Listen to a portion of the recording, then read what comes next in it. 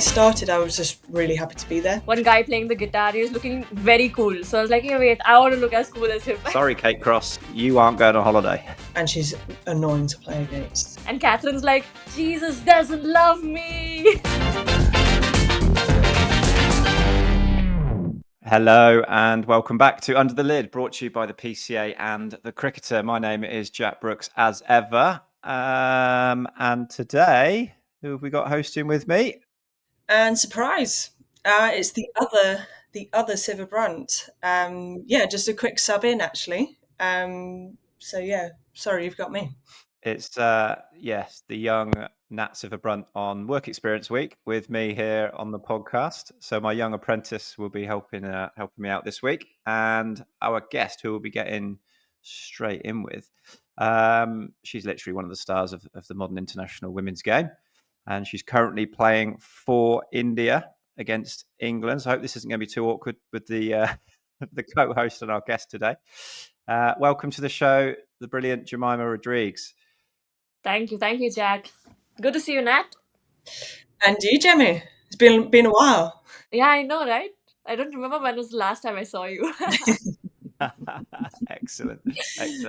Thanks so much for sparing time, Jemimah. Obviously, I've never met you before, but I've seen you play, and you've been around for a little while now. And you're in pretty good nick this year, flourishing, you'd say. First 2 ODI centuries. How did that feel like playing for India and scoring an ODI century? Oh, that felt really great, honestly, because it's been a long wait, and I knew it was coming, but I just had to, more than anything else, in all these last few years, I think I got to understand my game a lot more, and I believe that sometimes good things take time, and everything falls in place in the right time. So yeah. What's changed about your game, Jemmy, do you think? I think it was more than anything the understanding and the maturity, that understanding my game. Because usually what used to happen, I used to play 3-4 dot balls, play a rash shot, get out, throw my wicket. But I think that understanding and that maturity has come in that, that as long as I am there, I can make up for it later. And at the end, it's not about me or my scores, it's about the team. And even when I got these 200s, I honestly didn't think about the 100 a lot. I just thought about, okay, I'm in this situation, I need to get my team out. And then everything else flowed from there.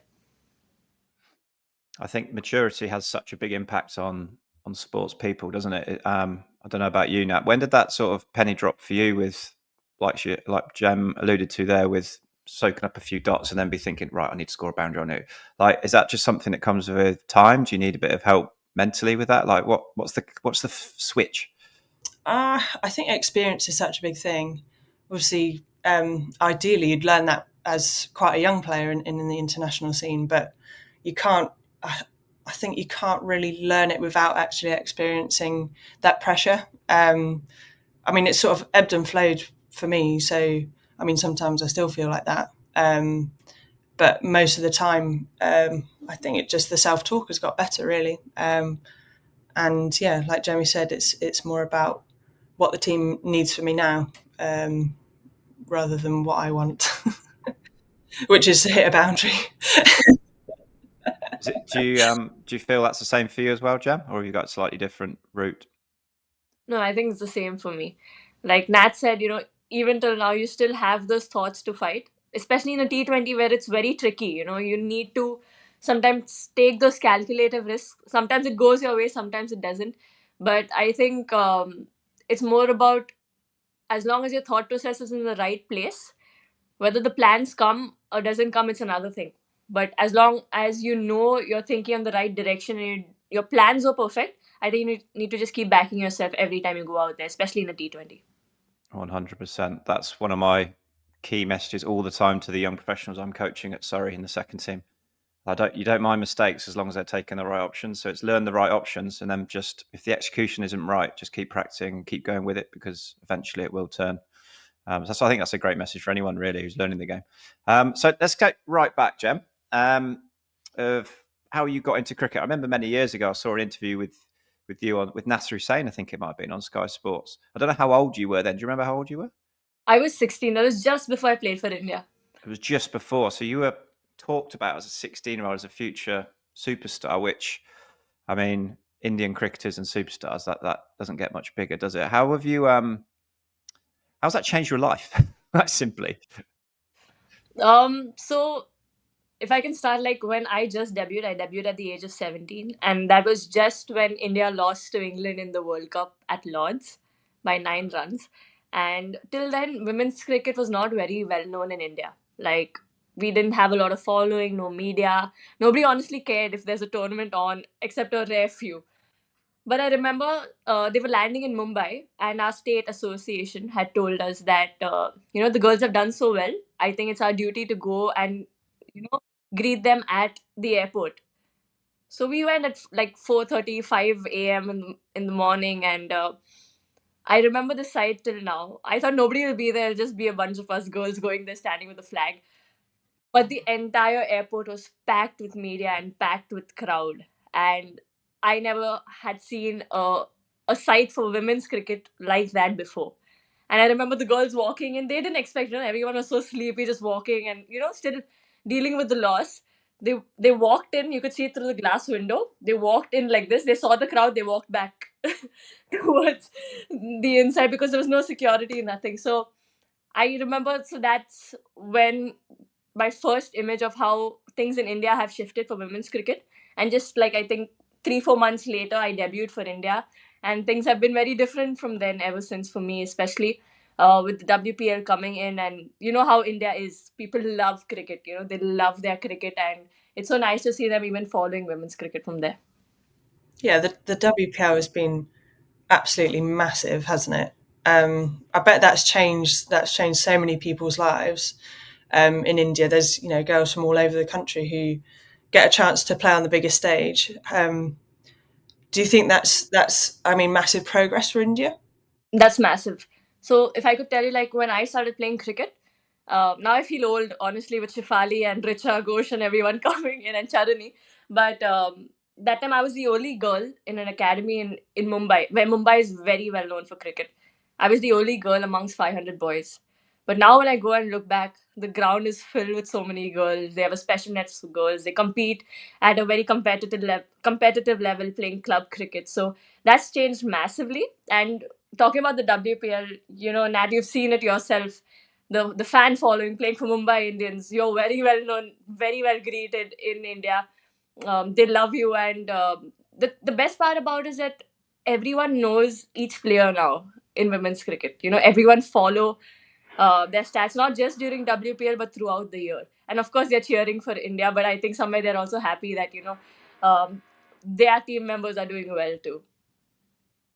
Wow. How did you start playing cricket, get into the game? Did you have family members that played? Did you go to school and pick it up? How did it all begin for you?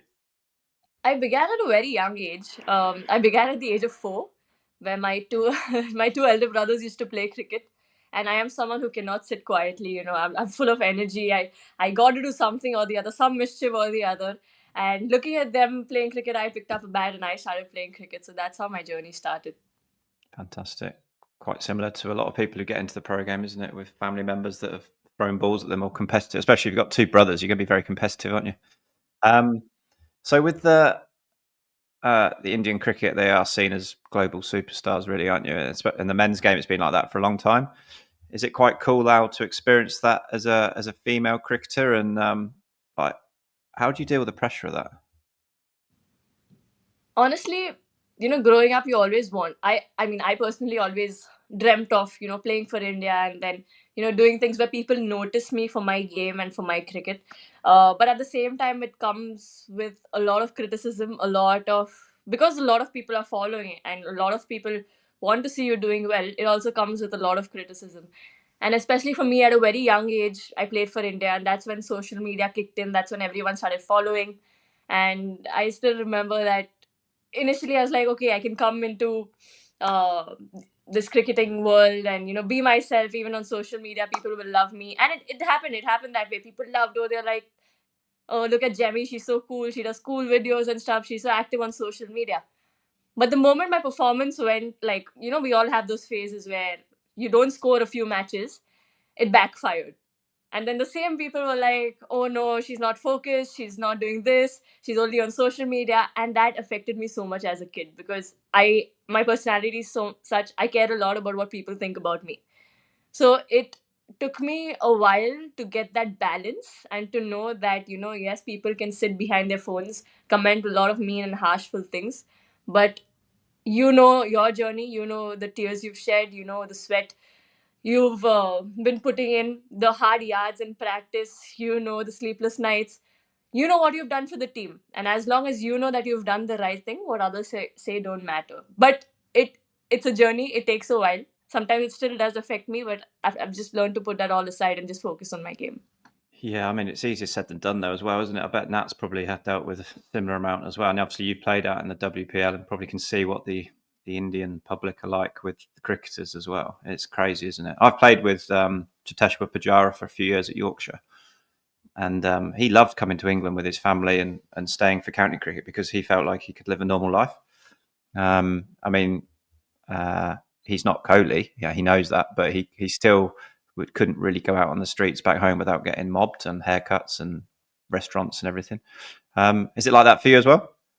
Honestly, in Mumbai, it's not that bad because I think Mumbai is just so used to seeing so many celebs everywhere, and not that I'm a celeb, but it's just that they're so used to seeing all, so used to seeing all these actors and everyone Bollywood stars on the street. So even if they notice you, I mean, firstly, everyone's too busy to notice someone, and the second thing is that they'll just come say hi. Maybe one or two might ask for a picture, but if you go towards the south side of India, where Chennai, Bangalore, it's really hard to get out in malls and stuff because you might just. I remember once Harman went, I don't know why did she go to the mall in Chennai, and she was just bombarded by so many people all around her. Then the mall security had to come and remove her out from there. So yeah. Yeah, I was going to say, but cricket has come such a long way, hasn't it? Especially women's cricket. So, I mean, even for us in England, that 2017 World Cup was the start of an acceleration of eyes on us, media attention, and everything. So, I guess I personally have been through a similar thing, I suppose, and getting used to the amount of people who are sat behind their computer and on their phones, just being able to comment on what you've done and not know a whole lot about anything that's gone into it. Um, and yeah, I guess with that, it's just about learning what you need to look at and what you don't need to look at almost. Yes, I'm on social media. I'm definitely not as active as you are, Jemmy.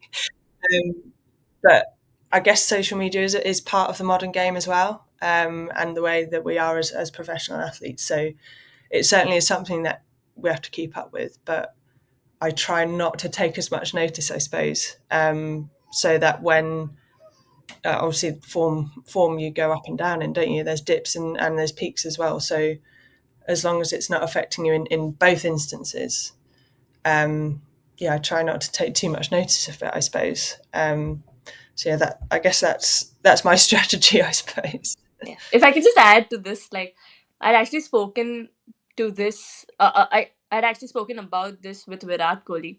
I'd asked him, how do you deal with all this? Because I mean, you are at a very high level, and the entire expectations is on you, and especially social media and stuff. He's like, one of the best ways how I see social media is it's better to ignore it than to go on and read something, because our brain is designed in such a way that even if there are 99 positive comments, you'll still focus on the one negative that you've seen.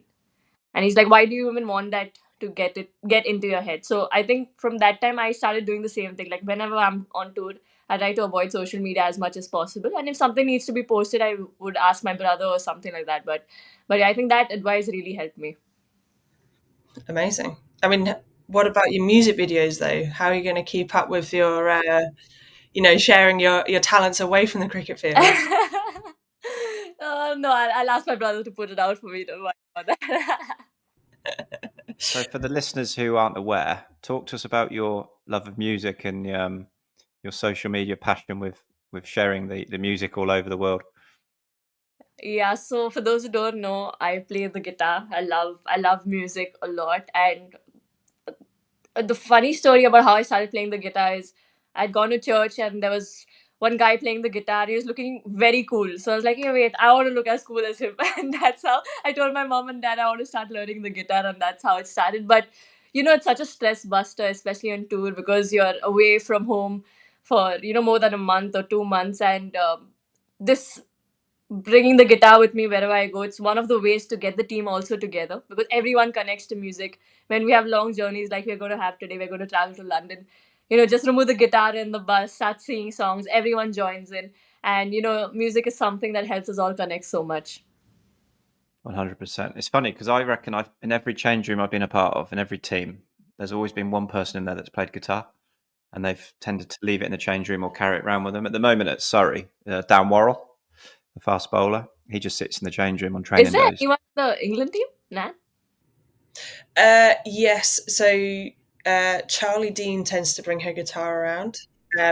However, she's not as she's a bit more private with when she plays. So it doesn't always come out on the bus. Well, the problem is all the girls really love listening to music, obviously. And so there's a team playlist created. So that is what tends to get listened to rather than someone on the guitar. However, we do all tend to sing along badly. So there is that element still. Nice. Maybe we could get a England-India band together. Who would be in the band? We did it in the WPL. I was going to say, yeah, the Delhi Capitals did it. Who was in your band, Jemmy? We had Jess Johnson and we had Sarah Bryce, who was on the keys. Jess was playing the guitar with me, and we had Arundhati, who sings well, so she was there. So yeah. Really excellent. What sort of music were you playing? Pop music? We played a Bollywood song and English song together. So Stand By Me, right? Yeah. Yeah. So we play that in the Hindi version and the English version. So both are crowd happy. Yeah. Nice. Fantastic. Did that get some good hits online then? It got a lot of hits online, and our Delhi Capitals team was after us to do another song, but we are like, no, it takes a lot of effort. We can't do that. It's a lot of rehearsing. Yeah, maybe that's for next year. we took like more than 100 takes, guys. The one has come out, which finally came out. We're like, finally, it's out.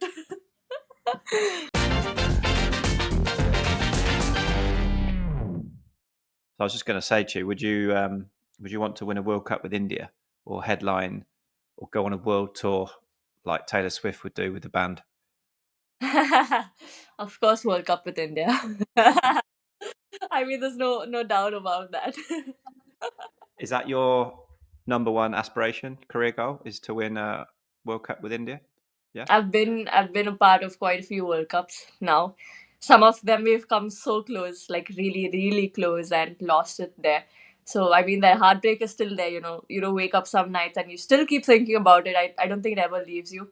But at the same time, it's also for me my driving force. That next time I'm in such a situation, I want to be the one to take the team through, to take the team over the line, to be in that pressure situation, and flip the scene around for us. So hopefully that will come soon. This time we have a World Cup in India, so hopefully, yeah. Yeah, I'd imagine you'd go there as what, favourites, second favourites, maybe. Excuse me. Favorites. Just favourites. Some of my WPL teammates have got the World Cup trophy as their foam background. Is that what you've got? Not my wallpaper keeps changing. Depends on the season I am in, but somewhere back of my mind, I do keep seeing those pictures, trying to visualize such stuff. Visualize lifting the trophy, and yeah, just can't wait for it to be real. Sometimes I even wonder when it actually happens, how am I going to react? Because I've seen it so much in my head. I don't know what's going to happen. Will I still be dreaming? Like, oh, is it going to happen? No. So yeah, let's see. Yeah, it's obsession, isn't it? I guess it's such a big goal. Where do you was it like that for you, Nat? When before you've had some success with England and Ashes series as well, which obviously India can't compete in. But what was that sort of your main goal? Is like, yeah, I want to win a World Cup straight off the bat. I think when I started, I was just really happy to be there, and then my first Ashes series was like within 6 months of me making my debut. So, I guess my expectations were pretty low as like probably the newest member of the team. I was just excited to be there. I wanted to score a few runs, see if I could help the team win a few games, and then we ended up winning the first two Ashes series I played in. So, yeah, that was a pretty special. I mean, I was part of a brilliant team at that time, and yeah, I guess from that point, I've not really been able to replicate that or we've not really been able to replicate that as a side. So that is certainly something that every time the Ashes comes around, yeah, I'm so keen. I'm probably a bit too keen actually to do well in, I suppose. Well, I guess now as captain as well, it's got an extra dimension, isn't it? Yeah, there you go. Yeah, having been up, like there's probably 2 or 3 people left in the team who've experienced an Ashes win. So yeah, we'd like to experience it with the team that we've got now, I reckon. And let's talk about you two in terms of opposition. I'll try not to make this it won't be a go down the fiery route, but let's be nice to each other. Where do you see each other as cricketers? And in terms of if you're analysing the opposition, how much chat would there be about? So let's start with Nat, what you feel about Gem as a cricketer and where she sits in that India team. So she's the life and soul of the team, I'd say. She's a great driver of energy in the group, and she's annoying to play against. I've not experienced playing on the same team as her, but I think that it would be fun. Yeah, obviously a batter that can hold an innings together, and other people, can play around her. So she's pretty key in their lineup. And coming into this summer with form as well. Would you say you're in the peak of your career, Gem, or are you building up to that? I think I'm still building up to that. I think I don't want to think too far ahead, especially when it comes to my performance. I've not done well when I've thought too much about myself. I've always done well when I've thought about the team and putting myself in those situations. And that's how I like to practice too. I like to have a situation based practice, even if I'm doing throwdowns or something. I like to keep targets because I think that gets me thinking and helps me deal with the pressure inside. So I don't like, all of those thoughts come over my form, my performance, my consistency. I just try and switch it over to, okay, what the team needs, I'm going to do that. Even if it's for me to step back and let someone else go and take it on, I'm going to do that. But I want to do it for the team. Excellent. And what your individual or team India think of NSB over here, who I think last year was voted Planet's best women's cricketer, and obviously there's nothing she hasn't done in the game already, and now England captain. Where does she sit with you in the echelons of women's cricket? I don't know if you saw it yesterday, but the moment she got out, you should have just seen every single person from fine leg to third man to wherever everyone was celebrating so much because we know Nat, we know that she's currently, I would rate her as one of the best all rounders going around with the way she's been playing. And, and we keep talking about it that I think Nat is the one like how do I put it forth, like who hits the hardest grounded shots. Like you see people hitting it in the stands, but I don't think anyone has as much power as Nat has when she hits those grounded shots, especially towards the corner region. So I think she's one of the most important wickets for her. We know that as long as she's there on the pitch, something can happen. So our plan is always like, how do we get her out? And yesterday we were successful. The first game though she scored, but yeah, yesterday we were pretty successful. So yes. We don't want to give away too much about when this record is going out, but there is some sort of series going on currently. It's quite strange actually to have two of the world's best players playing against each other, but willing to do a podcast together. I don't know if you'd get that with if we flipped it to the men's game. It would be a bit like having Shubman Gill and Ben Stokes on the podcast together. Well, we lured Jemmy in under false pretenses. Actually, she thought Catherine was going to be here. So Yeah, you didn't tell me Nat was here. I wouldn't come. No, I'm joking. And also, did you ever play against Catherine? Yes, I did. And what was she like to play against? Big angry fast bowler? Well, not big, but angry fast bowler. So I've always seen her on the field, and I remember like she used to always get angry. And I remember this one time we were playing in Mumbai, and I tried to hit her over mid wicket. It took an edge and went over the first slip for a boundary, and there was a third man. And Catherine's like, Jesus doesn't love me. I still remember that moment, and I was laughing in my head, and then I always I always thought that she's someone who's so angry and so aggressive even off the field. But then I played the 100, and I think once we were speaking about Catherine in our bus, and everyone was like, "Oh, she's a teddy bear. She's so soft. She's so nice." I'm like, "No, ask me." And then I did speak to her a couple of times on tour and during the 100, and she's such a sweetheart, and she's exactly opposite to what she comes across on the field. But I love the passion with which she plays. Yeah, she was an icon for so long, wasn't she? And 20 years, I think she played for England. Very basically led the line. Are we going to see any of your famous guitar celebrations this summer when you score hundreds?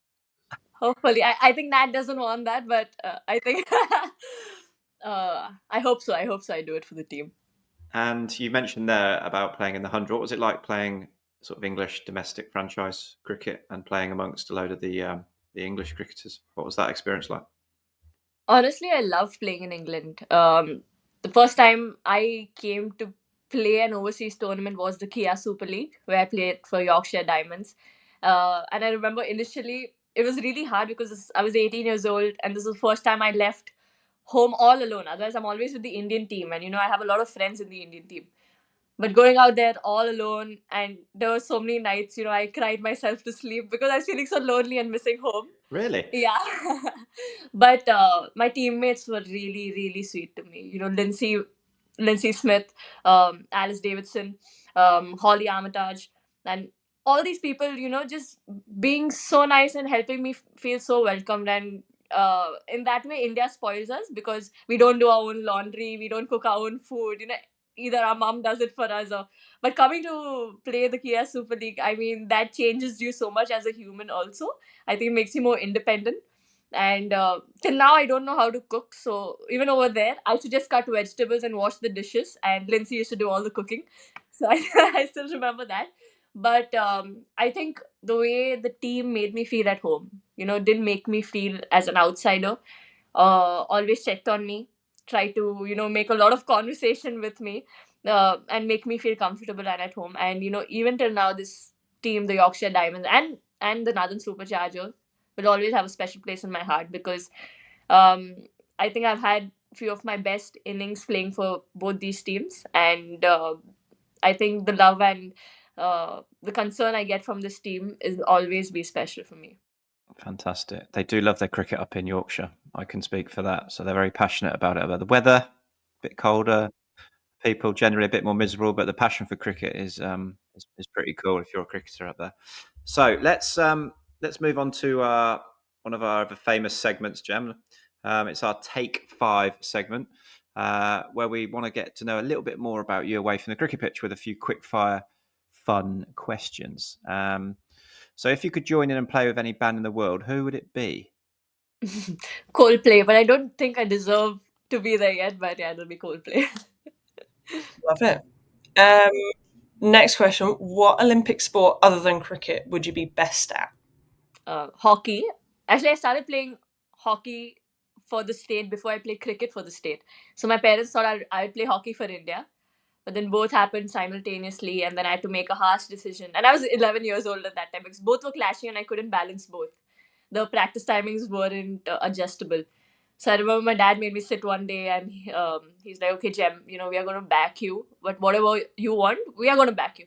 And imagine this 11-year-old girl is sitting and thinking about her future, one tear popping down her eye. And I was like, "Dad, I love both the sports. I can't choose, but since we have to choose, I went with cricket because I reached a higher level in cricket than hockey then, and I don't think it's that bad a decision now." Yeah, I think it's a pretty good decision. And the hockey probably helps your batting as well, doesn't it, with the sweep It shots? did even till now, and even now, whenever I get time, I go play hockey. It helps me with my wrist work and my running, my agility, and hand-eye coordination. So yeah, 100%. Okay, who is the most famous person in your phone? in my phone. Oh, I think it would be Smriti. She is pretty famous. Yeah, she is pretty famous in India, especially in Bangalore. So yeah, I'd go with Smriti. Okay. What is your cheat meal? My cheat meal would be chicken wings and Nutella pancakes. Together? Together? No. After chicken wings, Nutella pancakes. Okay, very good choice. Yeah, I love that. Chicken wings is a healthy cheat meal, really, isn't it? As well, it's not too bad. What famous person would you invite to a dinner party? To a dinner party. Dead or alive? Mm, good question. I didn't think of it yet. Maybe Messi? Oh wow, okay. Like your football, do you? Uh, I mean, not as much, but I love watching Messi play. Um, yeah, I think it would be Messi. Yeah. He's not bad at football, to be fair. He's getting on a bit now, though, isn't he? He's near retirement. Yeah, but I can prophesy right now. He's going to be one of the greatest footballers of all times. Well, he already is. Arguably the I greatest. said it here first. Okay. Excellent. Well, thanks for that. Now I know we're a little bit pressed for time, but we do have one more segment before you have to leave. It's called the last round, and it's a little quiz, and it's a quick fire quiz, and there's a prize at the end of it. So Oh no, I'm horrible at quiz. if you do end up top of this, you could end up with a pretty cool prize. This podcast is sponsored by Simplexity Travel, which is a travel company. And this prize, you could be anywhere for 3 or 4 nights. It could be a winter experience. It could be anywhere for 3 or 4 nights come the end of English summer. So I'm not sure where you'll be in the world, but if you fancy a couple of days away somewhere, you better do well in the quiz. I hope so. At the minute, Kate Cross is currently winning, and she got all 10 correct in 1 minute 14 seconds. What are you saying? No way. So good luck. So if she said no, before I start, my general knowledge is horrible. My it's not general teammates make knowledge, it's I think you'll be all right at this quiz. Okay, fine. General knowledge of Jemimah Rodrigues. Okay, then it should be. Yeah, okay, fine. It's quite cricket centric, so I think you'll be all right. Just think quick fire. So try not to think too long on each one. We'll take it in terms of questions as well. So, okay, are you ready? Yes. Who won last year's Women's T20 World Cup? New Zealand. Mhm. In which country did you make your T20 debut? South Africa. Yep. How many times have Mumbai Indians won the WPL? Don't ask me. Twice against Delhi Capitals. Yeah. Which England women's fast bowler, one of the quickest in the game, was also born in 2000? Philo? Correct. Because you said fastest tip. What is an umpire signalling when they lift one leg up and tap it? Leg by. Yeah. Who will India play in their first game of this year's ODI World Cup? Sri Lanka? Yes. Oh, that was a random guess. You once took 4 for 3 with the ball in ODI against which country? Bangladesh. Yes. How many WBBL teams have you played for? 3. Yep. Flying. Who has scored the most ODI runs in Indian women's history? History. Mithali Raj. Yep. Who has a higher ODI career best score, you or Smriti Mandana? Smriti Mandana. Correct. You smashed it. 10 out of 10. Oh, that's 10 out of 10? You got 10 out of 10. I'm going to wait for our producers to get in my ear to tell me how long it took you. You are a new leader, 1 minute, 5 seconds. Wow. Let's go. Sorry, Kate Cross. You aren't going on holiday. Now, you made them look quite easy. No, but they were like questions where I was involved, so Yeah. yeah. There's- Two of them was a random guess, but I think apart from that, I knew most of it. Yeah. Absolutely fantastic. So, well, if you're still winning come the end of the summer, you'll be getting a nice little email from under the lid and having a little break with someone somewhere. Hey, let's go. So yeah, we'll see how that goes. But listen, we don't want to keep you any longer. I know you're busy, and I think your travel day today before a game later in the week. It's been fantastic to meet you. Good luck for the rest of the summer, but India and for the franchise cricket. And yeah, have a fab time. Thank you, Jack. Thanks, Nat. I'll see you soon on the ground. Thanks, Jemmy. Good to see you.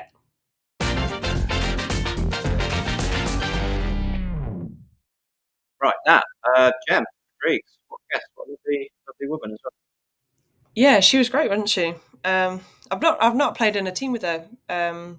So yeah, she's a great girl, isn't she? So yeah, some great insight as well into how she started playing and yeah, how she deals with those pressures. So pretty special. how she spoke about her game and the game in general. She's clearly very cricket smart, isn't she? And loves the game and obsessed, I'd say, with winning the World Cup, isn't she? I know, yeah. Well, I mean, cricket's the number one sport in India, isn't it? So, yeah, I mean that's the ideal goal, isn't it? Yeah, 100%. Not too orcs when celebrated the fact that you're the big dog to get out. uh, yeah, I mean, Expected. well, no, but yeah, the cheers are pretty loud when I get out. But I mean, India love to celebrate a wicket anyway, so Yeah, correct. No, fantastic. Well, listen, thanks very much for your first work experience with us. And I also know that the day of the record is your lovely wife's 40th birthday. So yeah, it's probably a good job she's not here for. But listen, hope you can both celebrate that and have a nice time with Theo in between your travel days. We'd love to have you back again whenever you fancy it. You were fantastic. You were fantastic. Burgeoning media career. I'll add that to my resume. Well, you can now, effectively. As always, for listeners, please subscribe, send in any questions or comments by DMing us on Instagram using hashtag #underthelid or email us at hello@underthelid.co.uk, and we'll have another fab guest coming for you very soon. In the meantime, see you later. Bye.